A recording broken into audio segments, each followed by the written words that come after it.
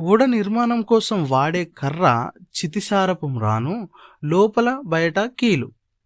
దాని పొడవు 300 మూరలు, వెడల్పు 50 మూరలు, ఎత్తు 30 మూరలు అని కూడా చెప్తాడు. అది మనం ఆదికాండం 6వ అధ్యాయం 14 నుండి 21 వచనం వరకు చూసుకోవచ్చు. నోవాహు దేవుడు చెప్పినట్టు ఓడ నిర్మిస్తాడు. జలప్రలయం వచ్చిన సమయంలో నోవాహు వయస్సు 600 సంవత్సరాలు. నోవాహు, అతని భార్య, కొడుకులు, కోడళ్ళు మరియు జంటలుగా జంతువులు, పక్షులు, పురుగులు ఓడలో ప్రవేశించాయి. ఆ ఓడలో ప్రతి జాతికి చెందిన జంతువులు, పక్షులు ఉన్నాయి.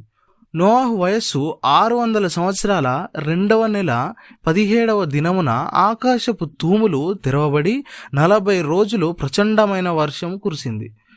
సముద్రాలు పొంగి భూమిలోని నీటి ఊటలు పైకి రాగా భూమి అంతా నీటితో నిండిపోయింది.